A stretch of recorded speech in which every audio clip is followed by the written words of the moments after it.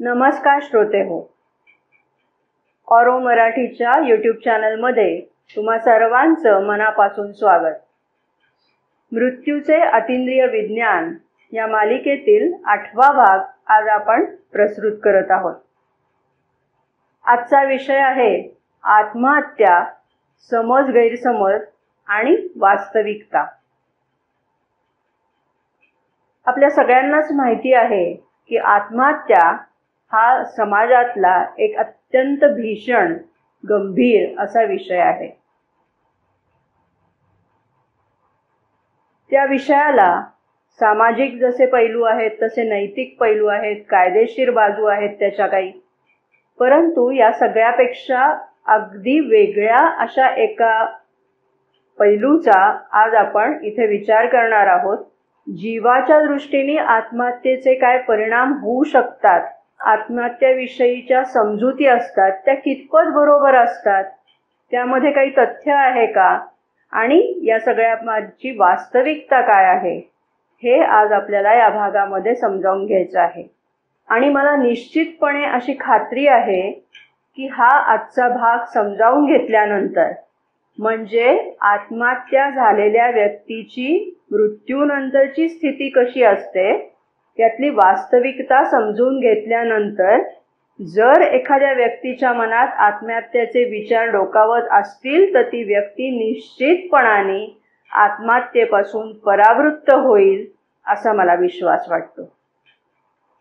कारण हे समजावून घेतलं पाहिजे की व्यक्ती आत्महत्येला प्रवृत्त होते तेव्हा तिच्या मनामध्ये काही विशिष्ट असे समज असतात, आणि म्हणून सगळ्या संकटांमधनं, दुःखांमधनं, अडचणींमधनं सुटका करून घेण्याचा तो एक साधा सोपा मार्ग आहे अशी काहीतरी तिची विचित्र समजूत असते. पण या समजुतीमध्ये काही तथ्य आहे का, जाणून घेऊया. सुरुवात करूया. आपण हे सगळं जे समजावून घेणार आहोत ते श्री अरविंद आणि श्री माताजी यांनी जे वारंवार आपल्याला मृत्यू याविषयी ज्या अनेकानेक गोष्टी सांगितलेल्या आहेत, त्यातून आत्महत्याविषयक जो विचार आहे तो आज आपण प्रामुख्याने समजावून घेणार आहोत. सुरुवातीला आपण आत्महत्या करणारी व्यक्ती, तिचे काय काय समज असतात ते समजावून घेऊया. त्याच्यानंतर त्याची वास्तविकता समजावून घेऊया. आणि दुःख कष्टातून सुटका व्हावी हे तर सगळ्यांनाच हवं असतं, पण त्याच्यासाठी नेमके उपाय काय आहेत हेही आपल्याला जाणून घ्यायचं आहे. अशा प्रकारे या मुद्द्यांच्या आधारे आपण पुढे हा विचार मांडणार आहोत. अगदी सुरुवातीला आपण हे लक्षात घेऊया की आता आपण मृत्यूविषयक इतका तपशिलात विचार करत आलेलो आहोत, त्यामुळे आता आपली ही समजूत पक्की आहे की मृत्यू झाला म्हणजे सगळं काही संपतं असं होत नाही. मृत्यूनंतर सुद्धा देह संपून गेला म्हणजे हा स्थूल देह गळून पडला तरी सुद्धा सूक्ष्म देह, प्राणाचं अस्तित्व, मनाचं अस्तित्व हे नंतरही काही काळपर्यंत जसंच्या तसं टिकून असतं. हे आता एव्हाना आपल्याला अतिशय चांगल्या रीतीने माहिती झालेलं आहे. परंतु ज्या व्यक्ती अशा रीतीने आत्महत्येस प्रवृत्त होतात त्यांची समजूत काय असते, तर त्यांची समजूत अगदी बाळबोध अशी असते. ती म्हणजे जीवन म्हणजे दुःख, कष्ट, संकट, अडचणी, यातना, आणि मृत्यू म्हणजे विश्रांती, शांती, अशी अगदी ब्लॅक अँड व्हाईट अशी त्यांची समजूत असते. म्हणजे जीवन हा एक भाग आणि मृत्यू हा एक भाग अशी सरधोपट त्यांची संकल्पना असते. त्यामुळे त्यांना असं वाटतं की जीवन संपलं की सगळं संपलं आणि मग दुःखही नको, कष्टही नको, काहीच नको, छान विश्रांती आपल्याला मिळेल, शांती मिळेल अशी त्यांची काहीतरी समजूत असते. ही समजूत अतिशय बाळबोध आहे. हे आता एव्हाना आपल्याला लक्षात येण्यासारखं आहे. मदरनी त्या बाबतीत असं म्हटलेलं आहे, at death you go out of this physical frame in another kind of body, not physical, and are the same person with the same consciousness. म्हणजे मृत्यूनंतर या देहाची चौकट तेवढी बाजूला झालेली असते, पण तुम्ही, तुमची चेतना, तुमचे विचार, तुमच्या भावना, कल्पना, संवेदना या सगळ्या जशाच्या तशा कायम असतात, फक्त देह शिल्लक नसतो. मग आता विचार करण्यासारखी गोष्ट आहे की ज्या भावनिकतेच्या आहारी जाऊन आत्महत्या करायला ती व्यक्ती प्रवृत्त झालेली होती, त्या भावभावना, त्या चिंता, ते दुःख सगळं जर जसंच्या तसं पुढच्या जीवनामध्ये म्हणजे मृत्यूनंतरच्या जीवनामध्ये सुद्धा कायम राहत असेल, तर तिने ज्या विचारांनी ती आत्महत्या केली होती तो विचारच कितपत बरोबर आहे. अर्थात आपल्या लक्षात येतंय की हा विचार पूर्णपणे चुकीचा आहे. ठीक आहे. मदर असं म्हणतात की दुःखभोगापासून सुटका व्हावी म्हणून व्यक्ती असा काहीतरी विचार करते, पण आता आपल्याला हे माहीत झालेलं आहे, मृत्यूचे अतींद्रिय विज्ञान या मालिकेमधला मृत्यूनंतरचे जीवन हा जर भाग तुम्ही पाहिलेला असेल तर त्यामधनं पुष्कळशा गोष्टींची कल्पना येऊन जाणार आहे. आजचा हा भाग ज्यांना खरोखर व्यवस्थित रीतीने समजून घ्यायचा आहे त्यांना मी नक्की असं सुचवीन की तुम्ही जर तो भाग पाहिला नसेल या मालिकेतला तर तो आवर्जून पहा, कारण त्यातला जो विचार आपण तपशिलात केलेला आहे, विशेषतः तिथे आपण मृत्यूनंतर हा सगळा जीवाचा प्रवास कसा होत जातो तो प्रवास आपण सगळा समजावून घेतलेला आहे. त्यामध्ये विशेषतः आजच्या भागाच्या दृष्टीने व्हायटल वर्ल्ड म्हणजे भवरलोक याचं विशेष महत्त्व आहे. त्याचा तपशिलात विचार आपण त्या भागात केलेला होता, तो पुन्हा आत्ता इथे करणं शक्य नाही, पण ज्यांना आवश्यकता वाटेल त्यांनी तो भाग मुळातून जाऊन पहावा असं नक्की सुचवावंसं वाटतं. तेव्हा प्राणिक जीवनामध्ये म्हणजे आपण आता कल्पना करायची अशी की मृत्यू झालेला आहे आणि व्यक्तीचा या जगतांमधला प्रवास चालू आहे, तेव्हा अशा वेळेला काय होतं बघा, दुःखभोग हे कमी तर होत नाहीतच, उलट ते अधिक तीव्र होतात. समजून घेऊया. इथे मृत्यूलोक आहे आपला हा म्हणजे आपण आत्ता या पृथ्वीवर जीवन जगतोय, तिथे आपल्याला काही दुःख, संकट, अडचणी, मध्ये मध्ये आनंद, सुख असं सगळं मिश्र जीवन आहे इथे. पण ह्यामध्ये अडचणी जास्त जाणवत आहेत, दुःख जास्त जाणवत आहे म्हणून व्यक्तीने आत्महत्येकरणाचा विचार केलेला आहे. परंतु ती जेव्हा या मृत्यूलोकातून बाहेर पडते आणि सूक्ष्म शरीरातून, सूक्ष्म शरीर सोडून, जोडलोक सोडून जेव्हा ती भवर लोकामध्ये म्हणजे व्हायटल वर्ल्ड मध्ये जाते, तेव्हा तिथे तिचे दुःखभोग कमी होत नाहीतच. बघा इथे त्याचं प्रमाण कसं दिसतं आहे, आणि ते इथे गेल्यानंतर मात्र हे दुःखभोग अधिक तीव्र होतात असं आपल्याला जाणवतंय. आणि मदर आणखीन म्हणतायत या बाबतीत बघा, ज्यामध्ये बदल घडवणेच आवश्यक असते त्यामध्ये बदल घडवण्याची, त्यामध्ये सुधारणा घडवण्याची संधी सुद्धा त्या व्यक्तीने गमावलेली असते, कारण सुधारणा करण्यासाठी तिच्याकडे आता देहच उपलब्ध नसतो.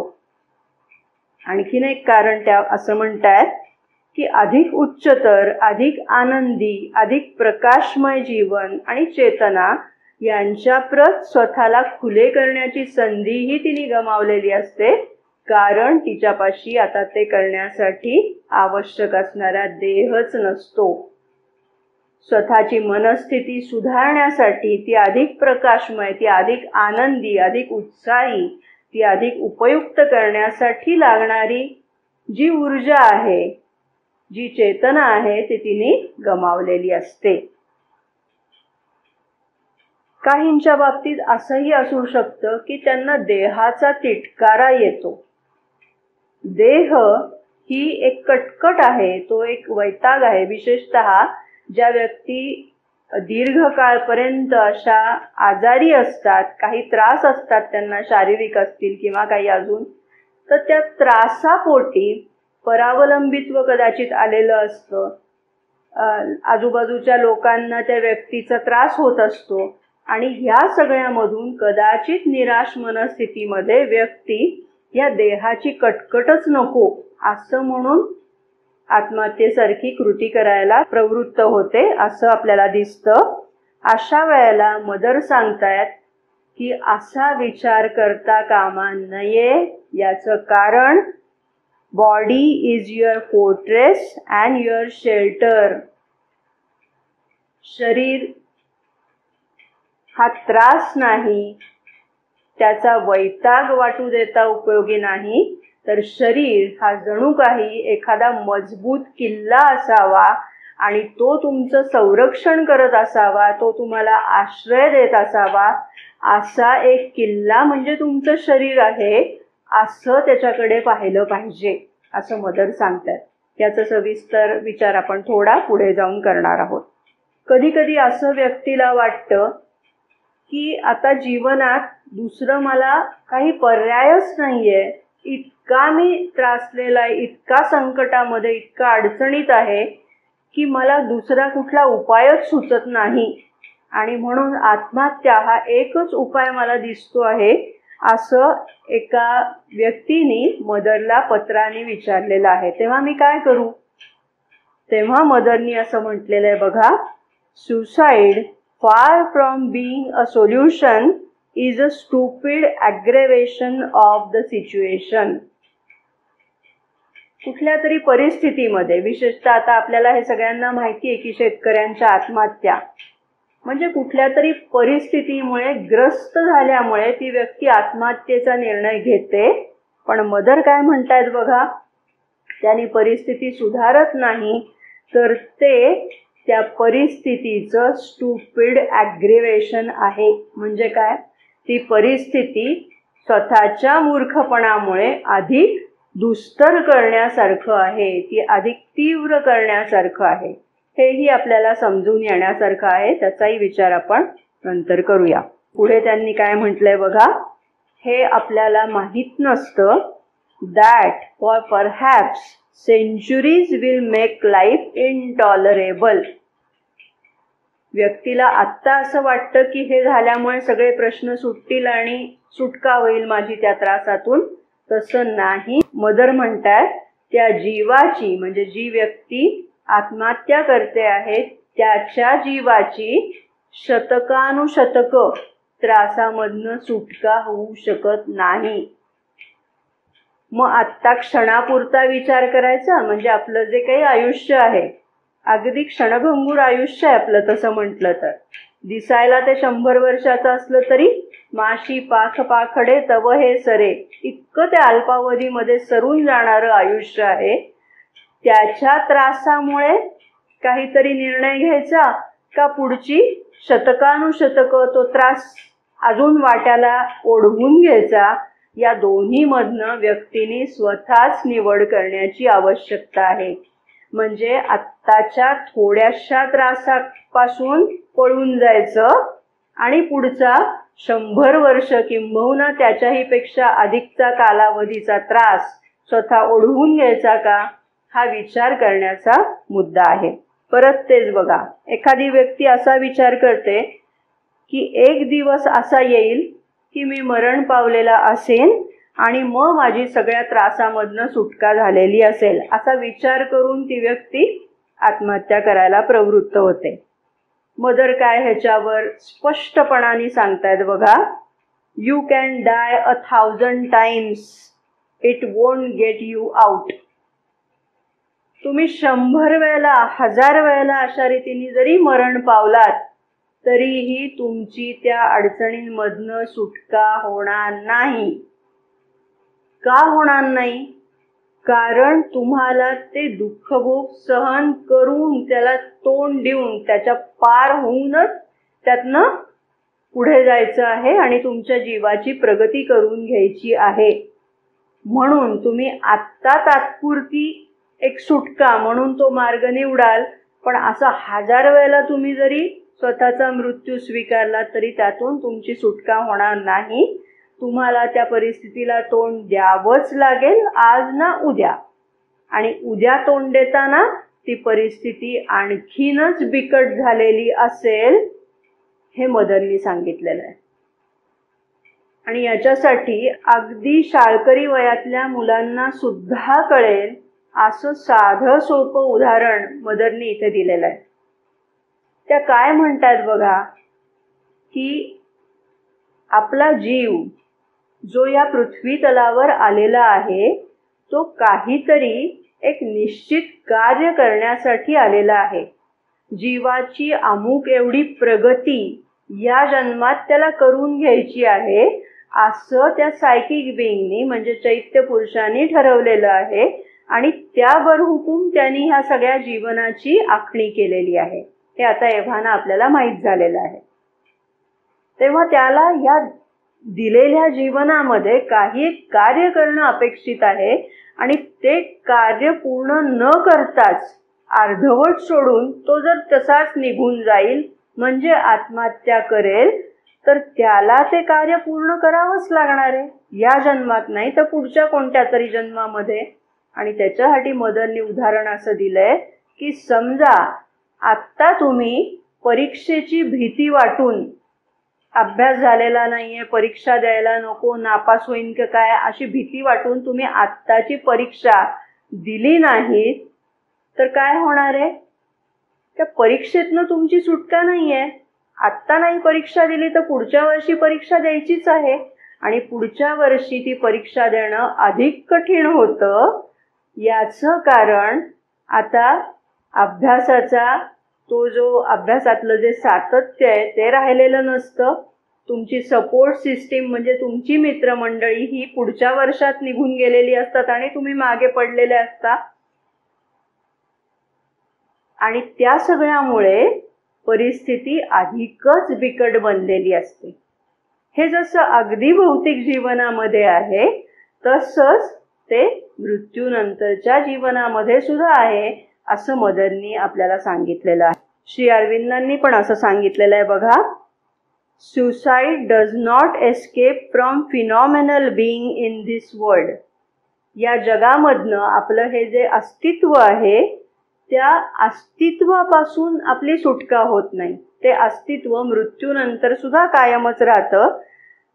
पण आत्महत्या केल्यानंतर काय होतं? बट पासेस इनटू अ फार darker and more terrible prison. काही जणांना हा मृत्यूलोक म्हणजे एक तुरुंगवास आहे असं वाटतं की हे काय मी अडकलोय या सगळ्या जीवनामध्ये, त्यातनं सुटकाच दिसत नाहीये अशी त्यांची काहीतरी धारणा असते. श्री अरविंद इथे सांगतायत अशा विचारातून व्यक्ती जर आत्महत्येला प्रवृत्त झाली असेल तर तिने हे लक्षात ठेवलं पाहिजे की त्याच्याही पेक्षा अधिक अंधकारमय टेरिबल भयावह असा प्रिझन म्हणजे हे त्या व्यक्तीचं मृत्यूनंतरचं जीवन असं असतं. तेव्हा व्यक्तीने अशा प्रकारचा निर्णय घेता उपयोगी नाही, हेच आपल्याला या सगळ्यामधनं सूचित होत आहे बघा. मदर याला एक अटॅक असं समजत आहेत. विरोधी शक्तींकडनं झालेला हा हल्ला असतो असं त्या म्हणतात. अर्थात हे साधकाच्या बाबतीमध्ये जेव्हा विचार येतोय तेव्हा त्यांनी हा मुद्दा इथे मांडलेला आहे की तो विरोधी शक्तींकडनं झालेला हल्ला असतो आणि त्याकडे त्या दृष्टीने पाहिलं पाहिजे. म्हणजे निराशा असेल, हताशपण असेल, वैताग असेल, चिडचिड असेल, या सगळ्यामधनं आलेलं त्रस्तपण असेल, या सगळ्या गोष्टी म्हणजे विरोधी शक्तींकडनं होणारे हल्ले आहेत. आणि त्याचं सर्वात अगदी टोकाला ती परिस्थिती जाणं म्हणजे आत्महत्या. तेव्हा त्या सगळ्याकडे हल्ला या दृष्टिकोनातनं पाहिलं तर एखादा शत्रू आपल्यावर वार करायला येतोय तर त्याचा प्रतिकार आपण कसा करू, तसा या सगळ्या ज्या नकारार्थी भावना मनामध्ये येत असतील तर त्या परतवून लावल्या पाहिजेत, हे मदर आपल्याला सांगतात.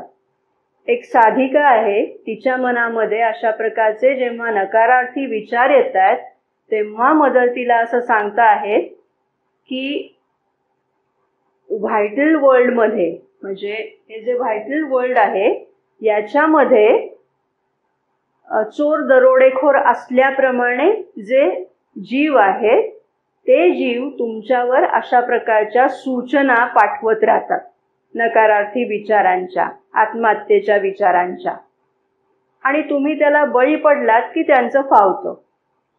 पण ते चोर दरोडेखोर आहेत. आता भौतिक जीवनात विचार केला तर चोरांपासून आपलं संरक्षण करण्यासाठी आपण काय करतो?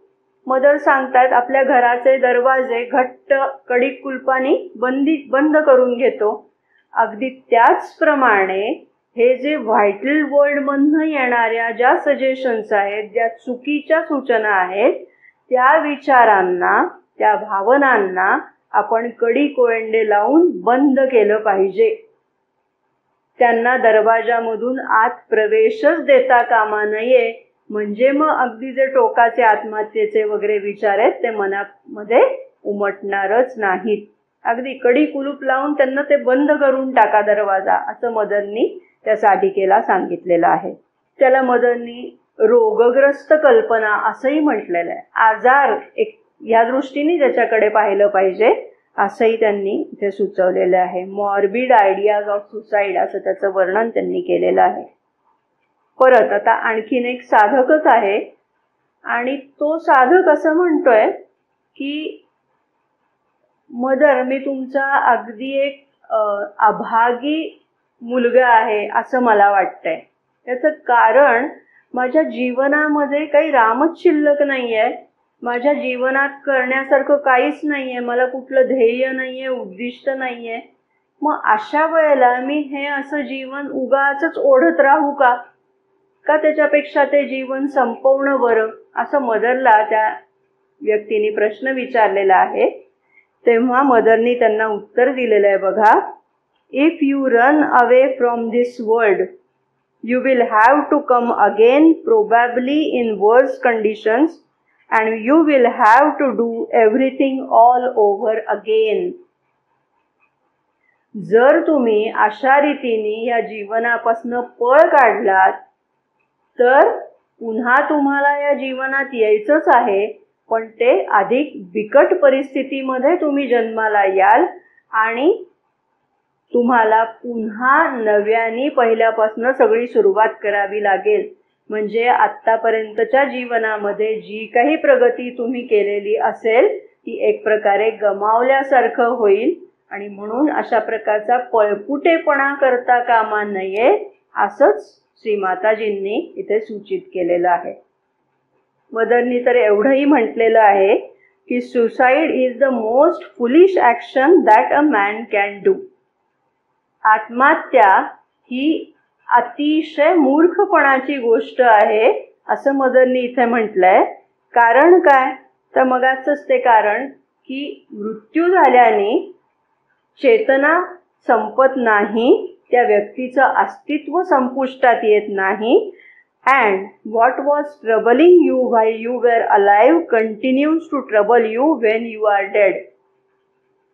दुःखापासून सुटका व्हावी म्हणून त्या व्यक्तीने आत्महत्या केली होती, ते दुःख त्याच्यापासून दूर होत नाहीच जरी ती व्यक्ती मृत पावली असेल तरी.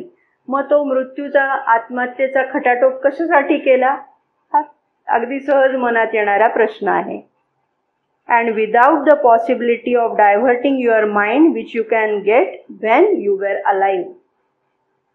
ज्या व्यक्तींच्या मनात असे नकारार्थी विचार येतात, आत्महत्येचे विचार येतात, त्या व्यक्तींना असा सल्ला दिला जातो की त्यांनी त्यांचं मन कुठल्या तरी सकारात्मक गोष्टीकडे वळेल, त्या विचारांमध्ये गुंतून राहील, ते त्या कामामध्ये, एखाद्या चांगल्या कामामध्ये, सत्कार्यामध्ये ते गुंतून राहतील असं त्यांनी पाहावं, असा एक सल्ला त्यांना दिला जातो. हे करण्याची जी संधी आहे ती संधी सुद्धा त्या व्यक्तींनी देह गमावल्यामुळे ती संधी गमावलेली असते. आणि त्याला मदरनी हेच शब्द वापरलेले आहेत बघा. I disapprove of suicide not for any moral or even spiritual reason, कोणत्याही नैतिक किंवा आध्यात्मिक कारणामुळे मी त्याला नकार देते असं नाही, तर it's because to me it's an act of कॉवर्डाईज.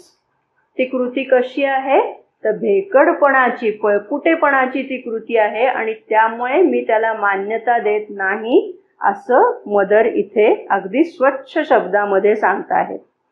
तेव्हा एकंदर काय की आपण असं पाहिलं की व्यक्तीची जी भोळसट समजूत असते की जीवन म्हणजे त्रास आणि मृत्यू म्हणजे सुटका, ही अशा प्रकारची ब्लॅक अँड व्हाईट समजूत अतिशय बाळबोध आहे, त्याचा काही उपयोग नाही.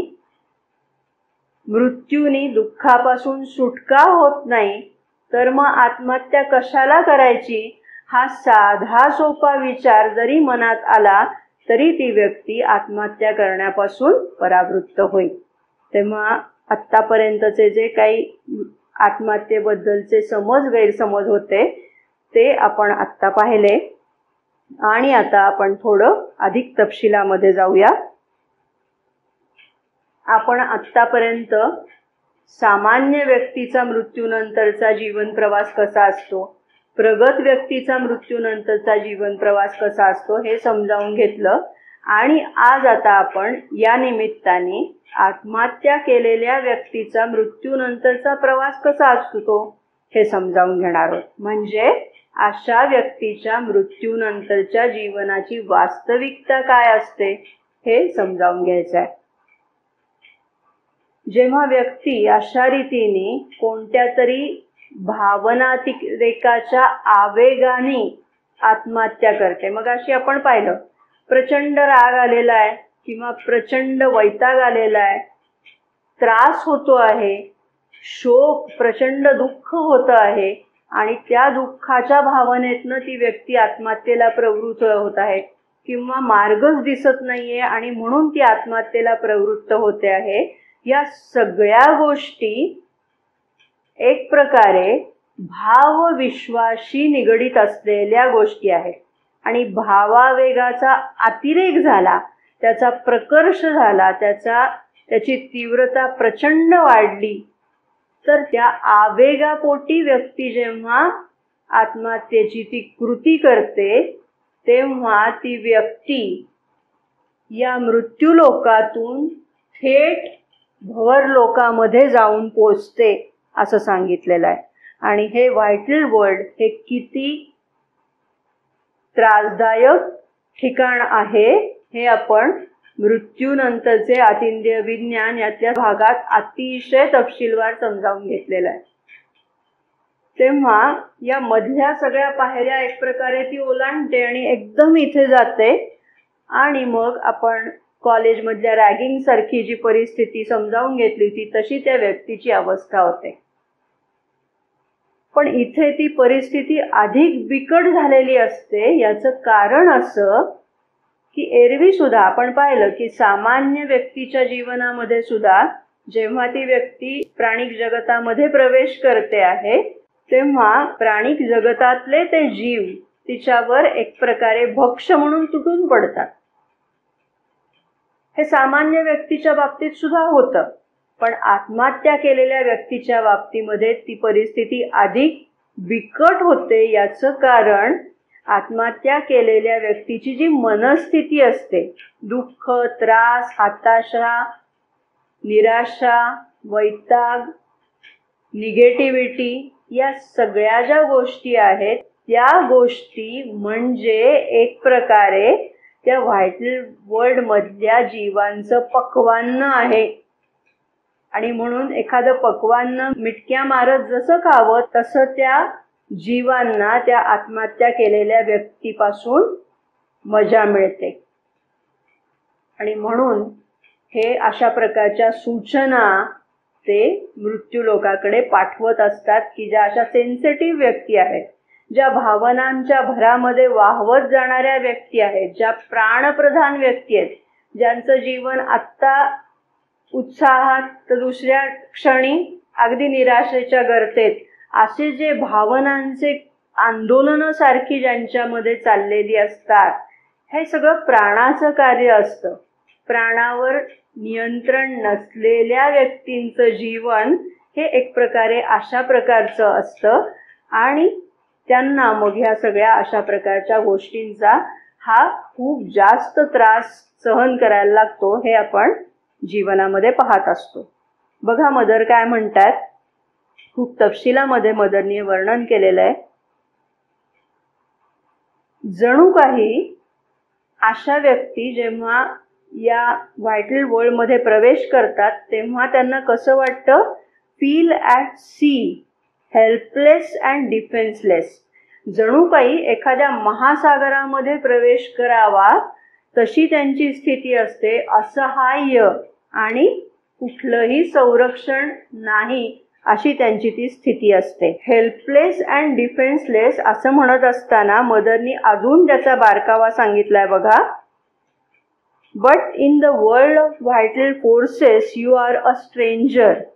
It is an uncharted sea in which you have neither compass nor radar. आत्ता आपण पाहिलं की महासागरामध्ये प्रवेश केल्यासारखी तिथे स्थिती असते आणि ते सगळं जग तुमच्यासाठी अनभिज्ञ असतं, ते जग तुम्हाला परिचयाचं नसतं आणि अशा त्या जगामध्ये तुमच्याबरोबर होकायंत्र पण नसतं किंवा सुकाणू देखील नसतो. त्यामुळे तुमचं जहाज त्या समुद्रामध्ये कसंही कुठेही भरकटतं, कुठेही गटांगळ्या खातं, भोवऱ्यात सापडल्यासारखी परिस्थिती होते. असं हे सगळं तिथलं तुमचं जीवन होऊन जातं जेव्हा व्यक्ती आत्महत्या करते तेव्हा, असं त्या म्हणतात. आणखीन त्यांनी असं वर्णन केलेलं आहे की कल्पना अशी करा की बाहेर कडाक्याची थंडी पडलेली आहे, बर्फवृष्टी होते आहे, कडाक्याची थंडी पडली आहे आणि त्या बर्फवृष्टीमध्ये तुम्हाला पांघरायला पुरेसे उबदार कपडे नाहीयेत, कोट नाहीये तुम्हाला घालायला. तेव्हा जशी ती थंडी आतमध्ये तुम्हाला झोंबत राहील तशा प्रकारचं हे सगळं तिथलं वातावरण असतं असं त्या सांगतायत.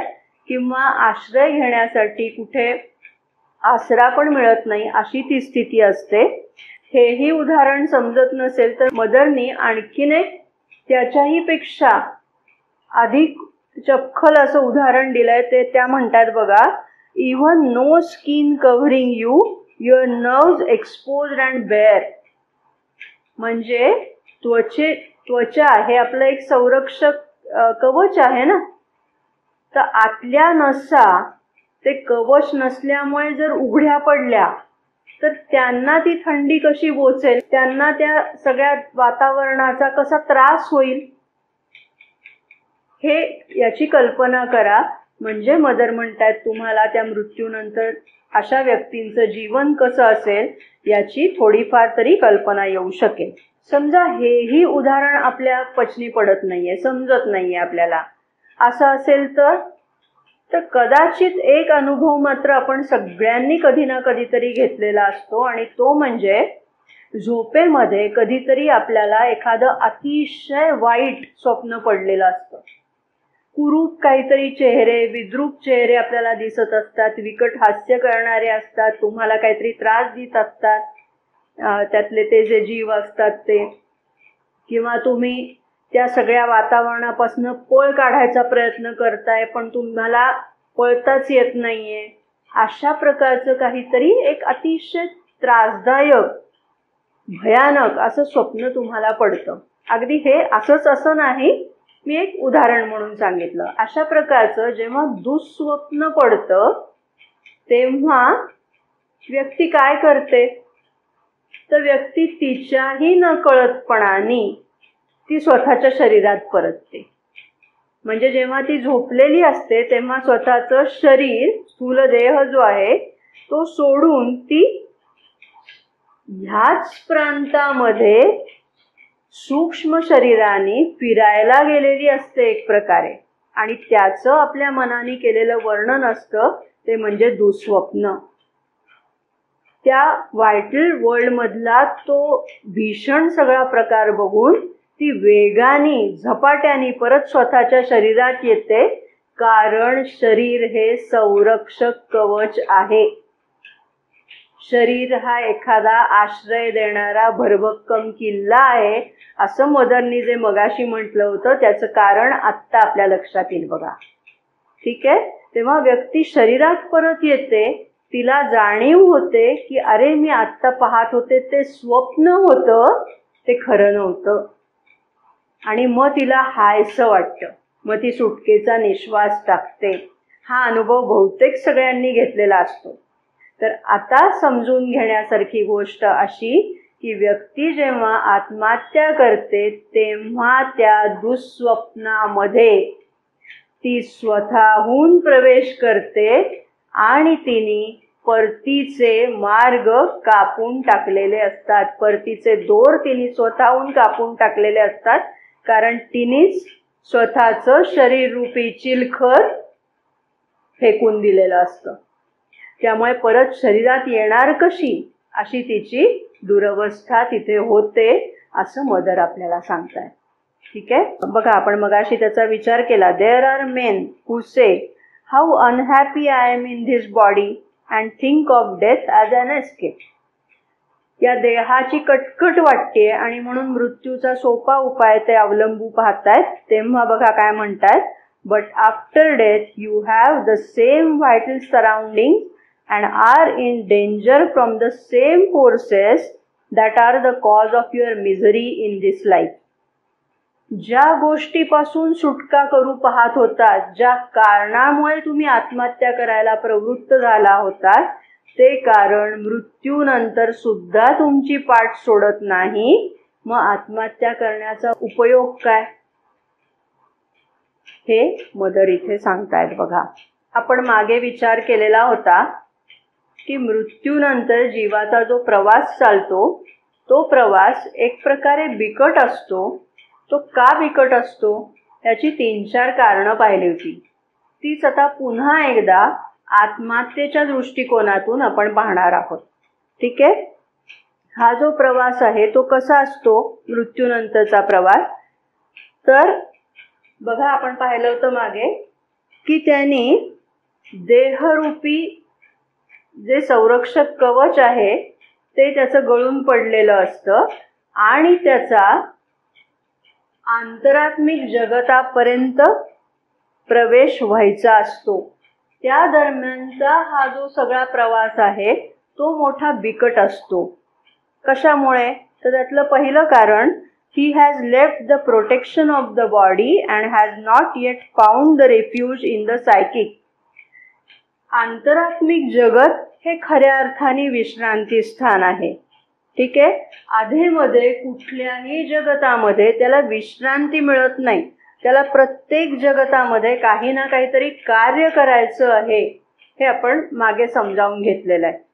मग लक्षात घ्या की इथे त्यांनी शरीराचं संरक्षक कवच त्याचं नाहीसं झालेलं असतं आणि दुसरा जो आधार आहे जिथे त्याला विश्रांती मिळायची आहे त्या आंतरात्मिक जगतापर्यंत तो अजून जाऊन पोचलेला नसतो. हे त्याचं एक कारण, म्हणजे मधली त्रिशंकू अशी अवस्था असते. आपण याच्यासाठी सर्कशीतल्या त्या उंच झुल्याचं उदाहरण पाहिलेलं होतं.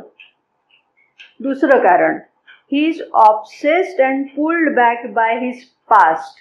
तो जो जीव आहे मृत्यूनंतर प्रवास करतोय, इथे आता आत्महत्येनंतर जो जीव प्रवास करतोय तो त्याच्या गतकर्मांमुळे बांधल्यासारखा होतो. मग त्याच्या इच्छा अपूर्ण राहिलेल्या असतात, त्याच्या भूका अपूर्ण राहिलेल्या असतात, त्याच्यामध्ये काही आकर्षण असतात, प्रतिकर्षण असतात, त्याचे काही योजना अपूर्ण राहिलेल्या असतात किंवा काही योजनांवर त्याचं काम चाललेलं असतं, त्याच्यामध्ये काहीतरी अडचणी येत असतात आणि ह्या सगळ्या गोष्टींच्या ज्या चिंता आहेत त्या त्याला भेडसावत राहतात मृत्यूनंतर सुद्धा. ऑल हॉन्ट हिम स्टील म्हणजे मृत्यूनंतर सुद्धा. Things done, things not done crowd around him and Fetter him his forward March. आणि त्या जीवाचा जो पुढे चाललेला प्रवास आहे त्याच्यामध्ये या सगळ्या गोष्टींच्या मनाच्या बेड्या घातल्याप्रमाणे त्याला ती वाटचाल करावी लागते. आता तिसरं कारण, not only his own karma but the karma of other to pursues him all persons with whom he has had relation, who think of now, pity him, mourn for him, lament his absence, raise so many hurdles and obstacles in his path.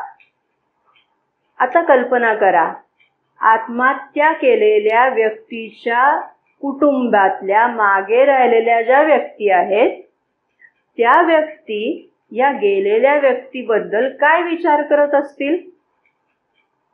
त्या गेलेल्या व्यक्तीबद्दल काहीतरी, जसं आपण म्हटलं की गेलेल्या व्यक्तीबद्दल चांगला विचार करा, त्याच्याबद्दल सद्भावना बाळगा, तसा विचार करू शकत असतील का?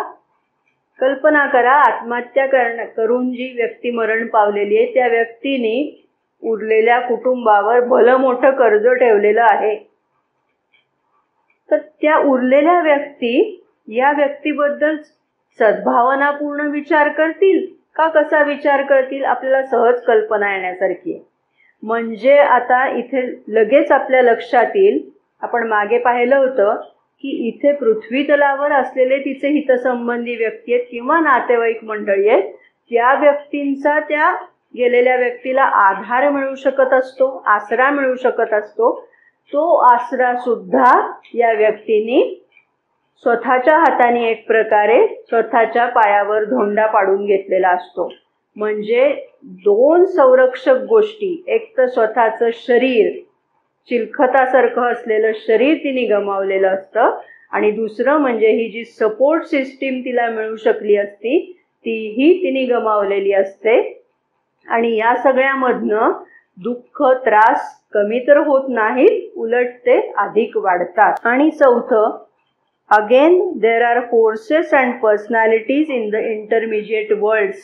इंटरमिजिएट वर्ल्ड म्हणजे त्या भवर लोकातले हे जे जीव आहेत, with whom the poor disembodied creature, म्हणजे हा जो आत्महत्या करून मरण पावलेला जो जीव आहे तो now to come in contact and not unoften he feels like one unskinned. मग अशी आपण पाहिलं की जणू काही त्वचाच नाहीये, तर त्याची जशी काही विव्हल अवस्था होईल तशी ही त्या व्यक्तीची अवस्था झालेली असते, असं मदरनी इथे सांगितलेलं आहे.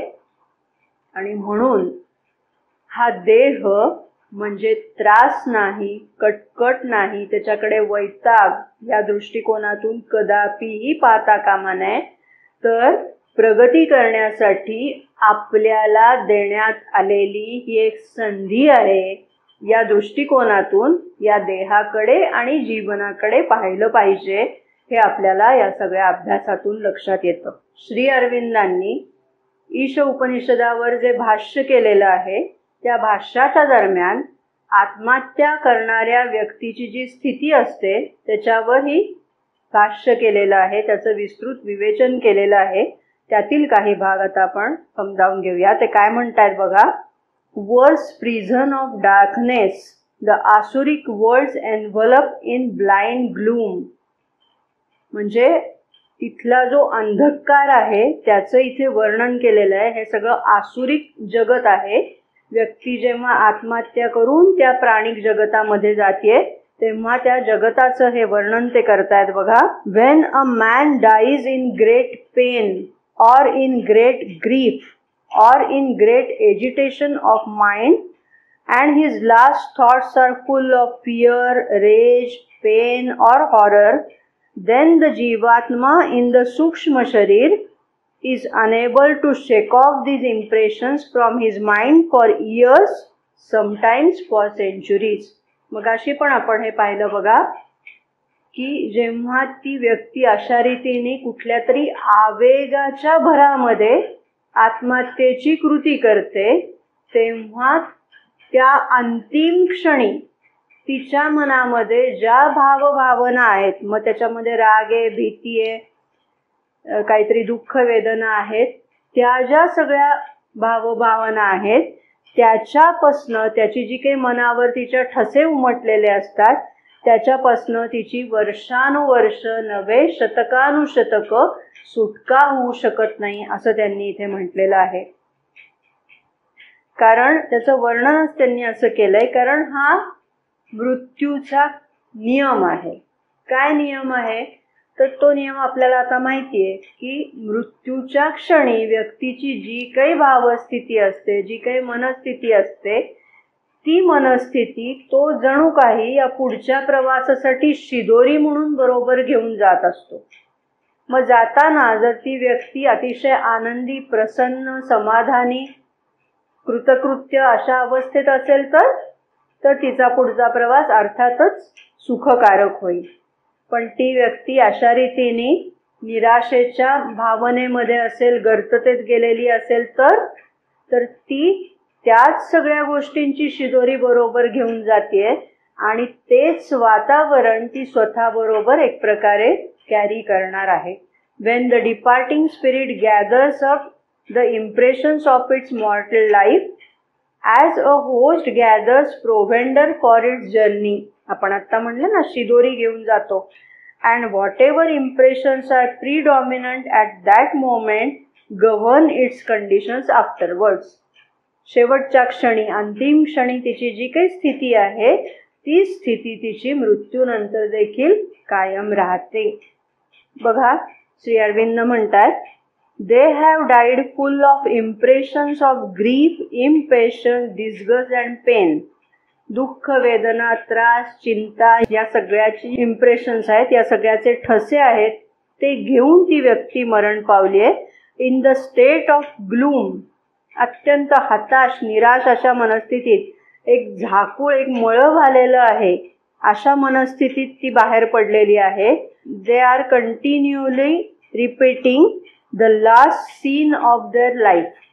जीवनाचा जो शेवटचा प्रसंग आहे तो पुन्हा पुन्हा पुन्हा पुन्हा ते रिपीट करत राहतात. Its impressions, its violent disquiet, and until they have worn off this there is no possibility of shanti for their minds. आणि ह्या सगळ्यामधनं जोपर्यंत ते बाहेर पडत नाहीत, आणि हे बाहेर पडण्यासाठी किती कालावधी लागेल काही सांगता येत नाही, कारण त्याच अंधकारमय वातावरणामध्ये ते गोल गोल गोल गोल तिथेच फिरत राहतात. आणि तोपर्यंत त्यांच्या मनाला शांती लाभत नाही, हे श्री अरविंदांनी इथे सांगितलेलं आहे. Let no man in his folly or impatience court such a doom. कुठल्याही व्यक्तीने अशा प्रकारे कोणत्या तरी मूर्खपणाच्या समजुतीपोटी किंवा अधीरतेपोटी अशी गोष्ट हातून करता कामा नये, असं श्री अरविंदांनी इथे सांगितलेलं आहे. मदरनी इथे सांगितलेलं आहे बघा, when people revolt, react and think with their ignorant mind and vital to put in end to their lives, it is nothing but the most unwise and silly thing they can do. Naturally, they revolt against nature and the supreme law. मगाशी आपण पाहिलं की mother म्हणतात ही सर्वात मूर्खपणाची गोष्ट आहे की एखादा मनुष्य प्राणी करू शकेल अशी. ते का म्हणतात? त्याचं कारण त्या म्हणतात की निसर्गाचा आणि ईश्वराचा जो कायदा आहे त्या कायद्याच्या विरोधात जाऊन केलेली ती कृती आहे आणि म्हणून ती चुकीची आहे असं त्यांनी म्हटलेलं आहे. People must not go against the divine's will and work. ईश्वरी योजना म्हणून चैत्य पुरुषांनी काहीतरी आखणी करून, काहीतरी योजना करून तुमचा जन्म झालेला असतो. त्या जीवनामध्ये तुम्हाला नेमून दिलेलं काही एक कार्य असतं आणि ते कार्य न करताच तुम्ही परत माघारी फिरलेले असतात. तेव्हा हे ईश्वरी कायद्याच्या विरोधात जाणं आहे असं त्यांनी म्हटलेलं आहे. तसं करता कामा नये असा इशाराही त्यांनी आपल्याला दिलेला आहे. मदरनी या देहाचं वर्णन करताना, म्हणजे या देहाची उपयोगिता वर्णन करताना असं सांगितलेलं आहे की एरवी म्हणजे हा देह नसताना प्राणिक जगत आहे त्यातलं जे द्रव्य आहे ते तरल आहे. ते तरल म्हणजे एकमेकांमध्ये लाटा असाव्या, एकमेकांमध्ये मिसळाव्या, तशा त्या लाटा एकमेकांमध्ये मिसळू शकतात. मग एका व्यक्तीच्या भावनांचं द्रव्य दुसऱ्या व्यक्तीमध्ये सहजपणाने एकमेकांमध्ये मिसळू शकतं, अशा रीतीचं ते द्रव्य. पण आपलं हे शरीर सघन असल्यामुळे, रिजिड असल्यामुळे, थिक असल्यामुळे, हार्ड असल्यामुळे एक प्रकारे त्याला बांध बसतो. म्हणजे इथे त्यांनी धरणाची उपमा पण दिलेली आहे. Body intervenes, cuts you off from the vital world and is a dam against the flood of its forces. नाहीतर हे प्राणी जगतातले जीव जे आजूबाजूला आपल्या वावरत असतात, पण आपल्या डोळ्यांना ते दिसत नसतात, ते तुमच्यामध्ये प्रवेश करण्यासाठी उत्सुक असतात. पण हे शरीररूपी भरभक्कम कवच आपल्याला दिलेलं असल्यामुळे ते आपल्यामध्ये प्रवेश करू शकत नाहीत. एक प्रकारे धरणाची भिंत असावी तशा भिंतीने आपल्याला तो सगळा प्रवाह रोखून धरलेला असतो, असं मदरनी इथे सांगितलेलं आहे. Against this fluidity of the vital world you are defenceless. हे जो पाण्याचा एक प्रकारे प्रवाह लोट येतो आहे, त्याच्यामध्ये तुम्ही डिफेन्सलेस, तुम्हाला कुठलंही संरक्षण नसतं जर देह नसेल तर. Unless you can oppose to it a very powerful light and forces from inside. तुमच्यामध्ये आंतरिक ऊर्जा, आंतरिक शक्ती, आंतरिक प्रकाश नसेल तर तुम्ही डिफेन्सलेस झाल्यासारखे असता. आता इथे जंगलातलं एक उदाहरण सहज लक्षात येण्यासारखं आहे बघा, की जंगलामध्ये आपण जर रात्रीच्या वेळेला तिथे राहायला गेलेलो असू तर तिथे प्राण्यांचा धोका असतो. मग अशा वेळेला काय करतात त्या व्यक्ती ज्या तिथे जंगलात अशा राहायला गेलेल्या आहेत, त्या व्यक्ती तिथे शेकोटी पेटवतात आणि त्या आगीला घाबरून ते प्राणी तुमच्या जवळपास फिरकत नाहीत. अगदी त्याचप्रमाणे या प्राणिक जगतामध्ये, या व्हायटल वर्ल्डमध्ये हे जे बीइंग्ज आहेत, हे जे जीव आहेत, ते तुमच्यावर हल्ला करू नयेत असं वाटत असेल तर तुमच्या अंतरंगामध्ये ईश्वर विषयक अभिप्सेचा अग्नी प्रज्वलित झालेला असला पाहिजे. तो असेल तर तुम्ही सुरक्षित असता.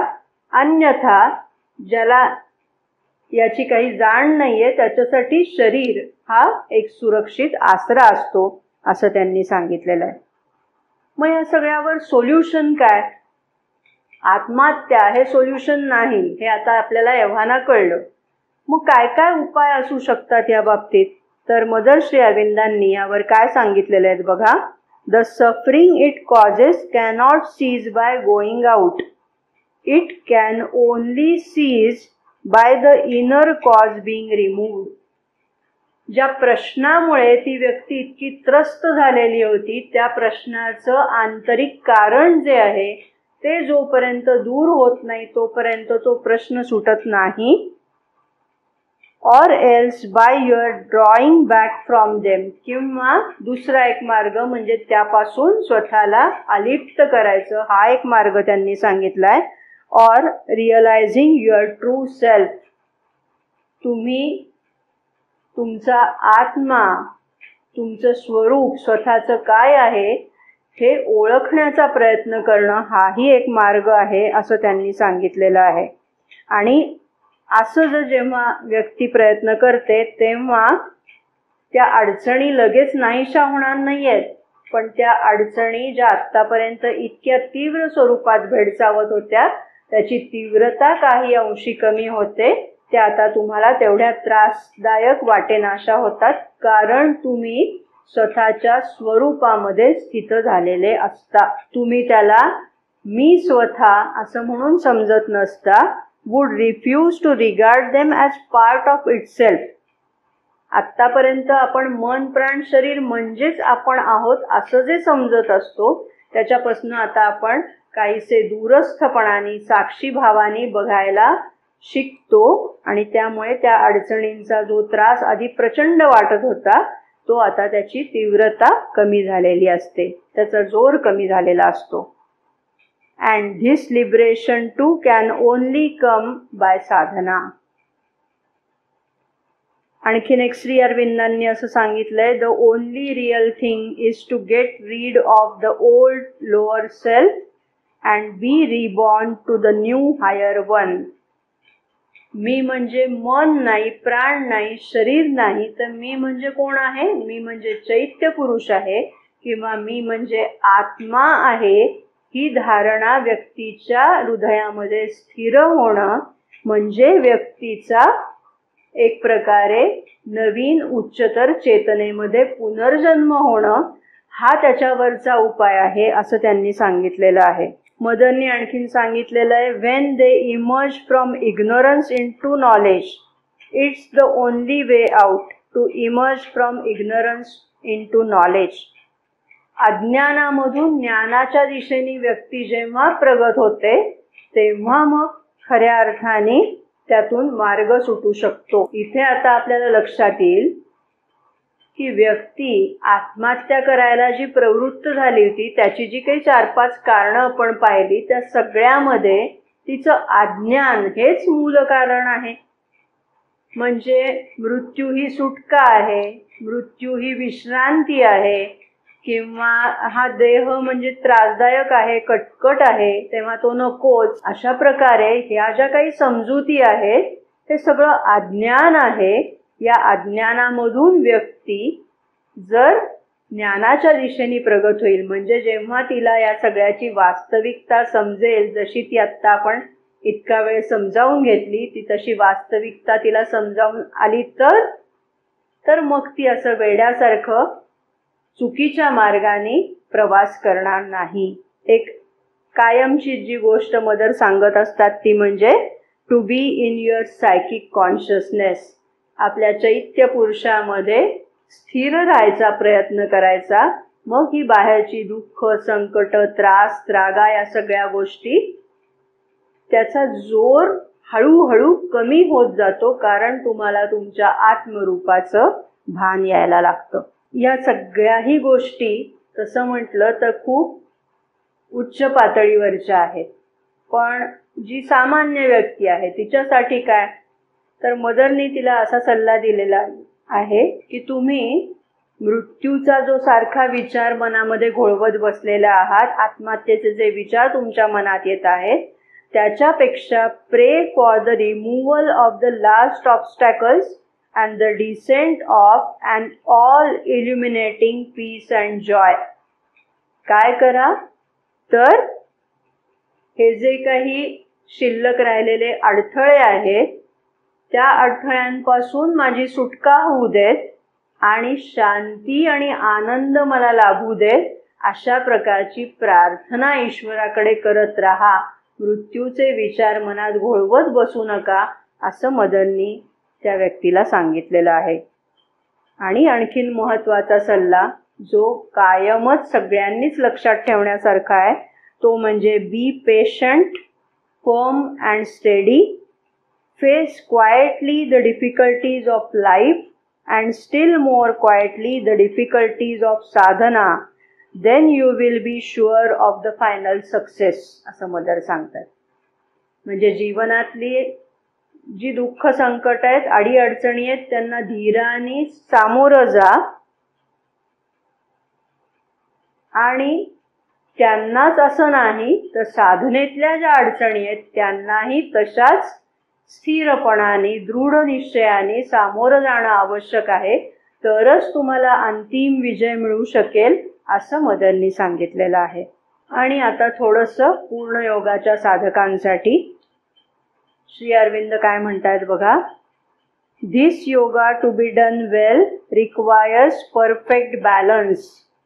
संतुलन पाहिजे, संतुलित मनस्थिती कायमस्वरूपी पाहिजे. Those who have merely a general call for yoga should not go in for it. पूर्ण योगाच्या साधकांना सांगितलंय की नुसतंच कुठनं तरी कळलंय, कानावर आलंय, चला चला मला पण पूर्ण योग करायचंय असं करता कामा नये.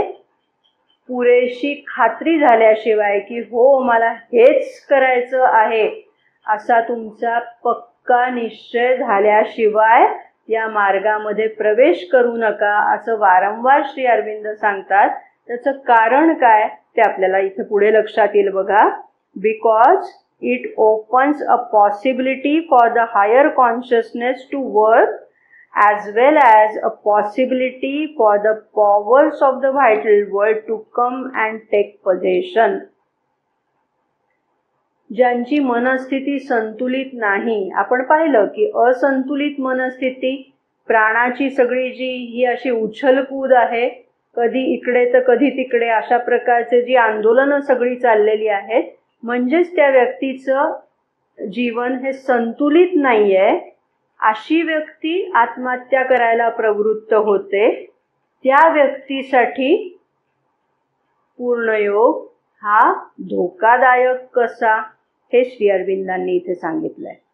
इथे ते म्हणतात की अशी जर संतुलित मानसिकता नसेल तर पूर्णयोगामध्ये उच्चतर शक्तींना साधक खुला होत असतो, आणि तो जेव्हा उच्चतर शक्तींना खुला होतो त्याचबरोबर तो प्राणिक जगतातल्या जीवांना खुला होण्याची सुद्धा शक्यता असते, आणि त्या प्राणिक जीवांनी त्याचा ताबा घेतला जाण्याची शक्यता असते, आणि म्हणून ते धोकादायक आहे. तेव्हा पूर्णयोग करणाऱ्या साधकाचं जीवन हे संतुलित असणं हे किती आवश्यक आहे हे श्री अरविंदांनी इथे सांगितलेलं आहे. If a man has not got the perfect balance, it becomes easier for these powers to take possession of him. आणि म्हणूनच it requires perfect balance असं ते सांगत आहेत. तेव्हा आज आत्तापर्यंतच्या भागामध्ये आपण कोणत्या समजुती व्यक्तीच्या मनामध्ये असतात आणि त्या समजुतीपोटी व्यक्ती आत्महत्या करायला प्रवृत्त होते ते समजून घेतलं. त्या समजुती कशा चुकीच्या आहेत आणि वास्तविकता कशी पूर्णतः वेगळी आहे, ती वास्तविकता काय आहे हेही आपण समजावून घेतलं. आणि या सगळ्या अडचणींमधून स्वतःला बाहेर काढण्यासाठी मार्ग काय असू शकतात तेही आपण या निमित्ताने समजावून घेतलं. पूर्णयोगाच्या साधकाला संतुलन हे का आवश्यक होऊन बसतं हेही आपण आत्ता जाता जाता समजावून घेतलं. तेव्हा मदरनी जे सांगितलेलं आहे या सगळ्यावरचं सोल्युशन, या सगळ्यावरचा उपाय काय, तर अज्ञानाकडून ज्ञानाकडे वाटचाल केली पाहिजे.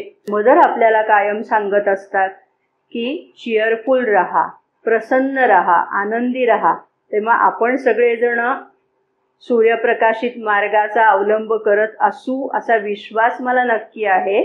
परंतु आपल्या आजूबाजूला आपल्याशी संबंधित आपल्या नातेवाईकांमध्ये, मित्रमंडळींमध्ये काही अभागी जीव असे असू शकतात की जे दुःख कष्ट झेलत आहेत, जीवन त्यांना खूप त्रासदायक वाटत आहे, आणि म्हणून ज्यांच्या मनामध्ये अशा प्रकारे आत्महत्येसारखे विचार घोळत असतील तर त्यांच्यापर्यंत आजचा हा जो भाग आहे तो निश्चितपणाने पोचवा. मदर श्री अरविंदांच्या कृपेचा प्रकाश त्यांच्या जीवनामध्ये ज्ञानाचा उदय घडवू दे, आणि त्यातून त्यांच्या मनामधलं जे सावट आहे ते दूर होऊ देत, आणि आत्महत्येसारख्या भीषण गोष्टीपासून ते परावृत्त होऊ देत, यासाठी ही विनंती होती. याचा निश्चित परिणाम होऊ शकेल असा मला विश्वास वाटतो. या विश्वासानिशी आपण इथे थांबूया. धन्यवाद.